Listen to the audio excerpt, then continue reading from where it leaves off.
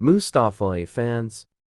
غزوہ احد کے موقع پر جب یہ خبر پھیل جاتی ہے کہ حضور علیہ السلام کا انتقال ہو گیا، حضور شہید کر دیے گئے، تو مدینہ المنورہ میں ایک کوہرام مچ گیا، حتیٰ کہ عورتیں بے چین ہو گئیں، مضطرب ہو گئیں۔ تو ایک انصاری خاتون میدان احد کی طرف بھاگی، اس کا بھائی بھی جنگ میں شریک تھا، اس کا شوہر بھی شریک تھا، اس کا بیٹا بھی شریک تھا جنگ میں، اور اس کا والد بھی شریک تھا۔ یہ چاروں رشتے ہوتے ہیں، تو یہ چاروں کے چاروں شریک تھے اس جنگ میں۔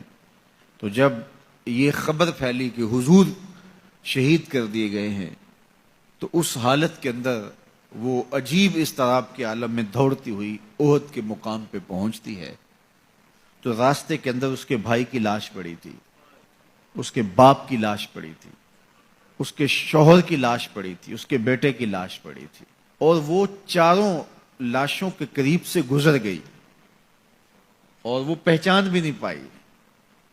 تو پوچھتی ہے یہ کس کی لاشیں ہیں؟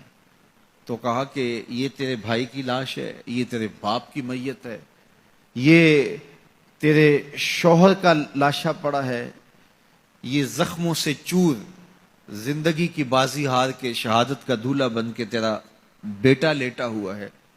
تو وہ کہنے لگی کہ مجھے یہ بتاؤ میرے حضور کیسے ہیں، مجھے یہ بتاؤ میرے حضور کیسے ہیں۔ تو لوگوں نے کہا کہ حضور خیریت سے ہیں۔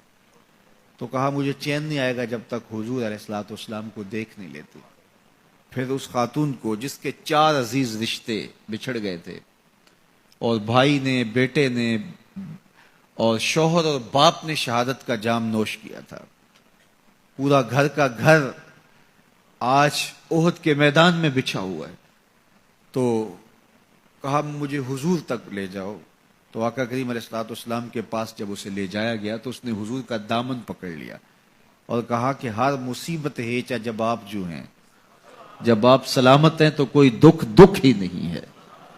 تو ان کی یہ محبت اور ان کا یہ پیار دیکھنے کو نصیب ہوتا ہے، ورنہ ایسے مواقع پہ جب اتنے عزیز رشتے بچھڑ جائیں تو پھر اپنے جذبات پہ کون قابو رکھ پاتا ہے اور کون کسی کو یاد رکھتا ہے۔ لیکن ان کی محبت بڑھی ہوئی تھی ہر رشتے سے آگے، اور ہر عزیز، ہر رشتے دار، کائنات کی ہر شے سے زیادہ وہ حضور علیہ السلام سے پیار کرتے تھے۔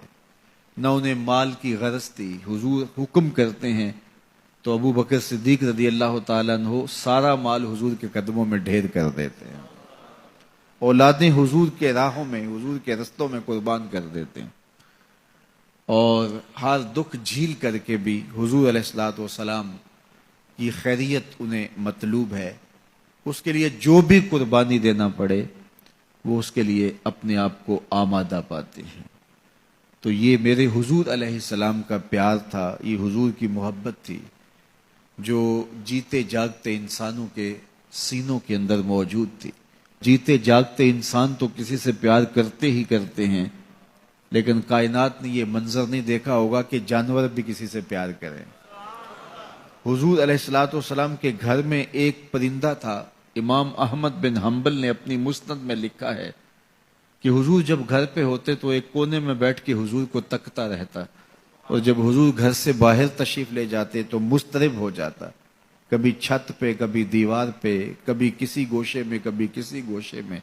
جب حضور دوبارہ گھر تشریف لاتے تو سکون سے ایک کونے میں بیٹھ کے حضور کو دیکھتا رہتا، اس کے دکھی دل کو قرار آ جاتا۔